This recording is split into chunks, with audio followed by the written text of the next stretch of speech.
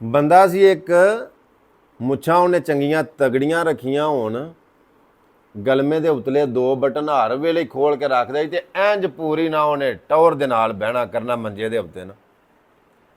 ਕਿ ਸਾਨੂੰ ਜੱਟਾਂ ਨੂੰ ਮਰੀਏ, ਅਸੀਂ ਏਡੀ ਛੇਤੀ ਕਿਸੇ ਨੂੰ ਮਿੱਥਦੇ ਨਹੀਂ। ਜਦੋਂ ਮਿੱਥਨੇ ਵੀ ਆ ਤੇ ਪੂਰਾ ਨਾਪ ਤੋਲ ਕੇ ਮਿੱਥਨੇ।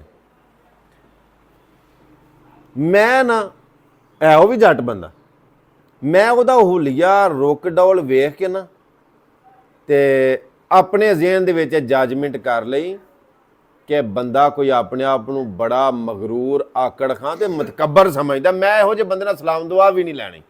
ਇਹ ਹੁਣ ਗੱਲ ਸੁਣਿਓ, ਮੈਂ ਜ਼ਾਤੀ ਆਪਣੀ ਪੈਸਣਾ ਨਾ ਭਾਈ ਜ਼ਹੀਰ,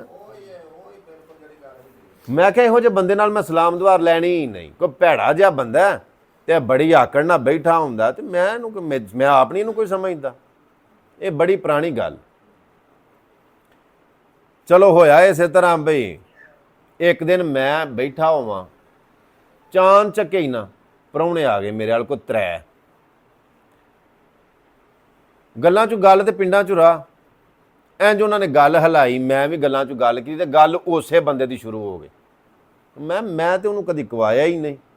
ਬੜਾ ਆਕੜਿਆ ਜਿਹਾ, ਮੁੱਛਾਂ ਨੂੰ ਵੱਟ ਦਿੱਤੇ ਨੇ ਤੇ ਇੰਜ ਗਲਮੇ ਦੇ ਬਟਨ ਖੋਲ ਕੇ ਬੈਠਾ ਹੁੰਦਾ। ਮੈਂ ਮਤਕੱਬਰਿਆ ਜਿਹਾ ਬੰਦਾ। ਉਹਨੇ ਆਖਿਆ ਨਹੀਂ ਨਹੀਂ ਨਹੀਂ ਕਰਮ ਵਾਲਿਓ, ਭੁੱਲ ਗਏ ਹੋ।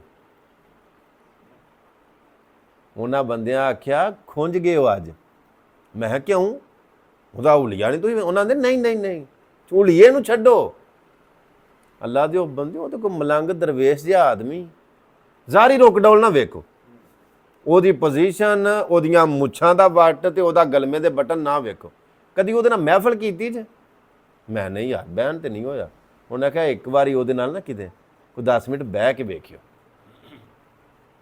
ਉਹਨਾਂ ਮੈਨੂੰ ਉਹ ਬੰਦੇ ਦੀ ਜਦੋਂ ਇਹ ਗੱਲ ਸੁਣਾਈ ਨਾ ਕਿ ਬੰਦਾ ਜੋ ਸਮਝਦੇ ਹੋ ਪਏ ਉਹ ਸ਼ੈ ਨਹੀਂ, ਨੇੜੇ ਹੋਏ ਉਹਦੇ। ਹੋਇਆ ਇਸੇ ਤਰ੍ਹਾਂ ਦਿਹਾੜੇ ਕੋਈ ਨਾ 8 ਕੁ ਲੰਘੇ ਨਾ ਤੇ ਉਧਰ ਇੱਕ ਮਰਨਾ ਹੋਇਆ ਸੀ ਤੇ ਮੈਂ ਫਾਤਿਹਾ ਤੇ ਚੱਲਾਂ।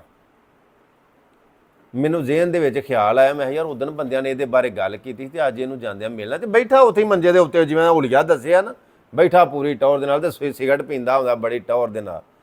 ਤੇ ਮੈਂ ਜਾ ਬੈਠਾ ਉਹਦੇ ਕੋਲ। ਜ਼ਿਹਨ ਦੇ ਵਿੱਚ ਮੈਂ ਇਹ ਸੋਚਿਆ ਭਾਈ ਵਸੀਮ ਵੀ ਐਵੇਂ ਨਾ ਕੋਈ 5 ਮਿੰਟ ਬਹਿਣਾ ਇਹਦੇ ਕੋਲ। ਉਹਨਾਂ ਬੰਦਿਆਂ ਦੀ ਗੱਲ ਸੁਣ ਕੇ ਮੈਂ ਮੁਤਾਸਰ ਹੋਇਆ। ਮੈਂ 5 ਮਿੰਟ ਬਹਿਣਾ, ਜੱਜਮੈਂਟ ਇਹਦੀ ਕਰ ਲੈਣੀ ਹੈ, ਜੋ ਹੈ ਨਾ ਇਹਨੇ 5 ਮਿੰਟਾਂ 'ਚ ਆਪਣਾ ਆਪ ਦੱਸ ਛੱਡਣਾ। ਲਓ ਜੀ 5 ਮਿੰਟਾਂ ਵਾਸਤੇ ਮੈਂ ਬੈਠਾ, 2.5 ਘੰਟੇ ਲੰਘ ਗਏ ਤੇ ਉੱਠਣ ਨੂੰ ਦਿਲ ਹੀ ਨਾ ਕਰੇ। ਉਹ ਮੈਂ ਉਹ ਵੈਸ ਖੁੰਝ ਗਿਆ ਬਾਕੀ। ਭਾਜੀ ਇਸ ਗੱਲ ਦੇ ਵਿੱਚ ਕੋਈ ਸ਼ੱਕ ਨਹੀਂ, ਅਸੀਂ ਖੁਦ ਸਾਹਤਾ ਰਾਏ ਕਾਇਮ ਕਰ ਲੈਂਦੇ ਆ ਜਾਂ ਸੁਣ ਸੁਣਾ ਕੇ ਰਾਏ ਕਾਇਮ। ਕਿਸੇ ਨੇ ਆਖਿਆ ਨਾ ਫਲਾਣਾ ਬੰਦਾ ਬੜਾ ਭੈੜਾ, ਉਹ ਬੰਦੇ ਅਕਲੋਂ ਹੌਲੇ ਹੁੰਦੇ ਨੇ ਜਿਹੜੇ ਸੁਣੀਆਂ ਸੁਣਾਈਆਂ ਗੱਲਾਂ ਦੇ ਉੱਤੇ ਲੱਗ ਕੇ ਤੇ ਕਿਸੇ ਚੰਗੇ ਭਲੇ ਬੰਦੇ ਨੂੰ ਰਿਜੈਕਟ ਕਰ ਛੱਡਦੇ ਨੇ।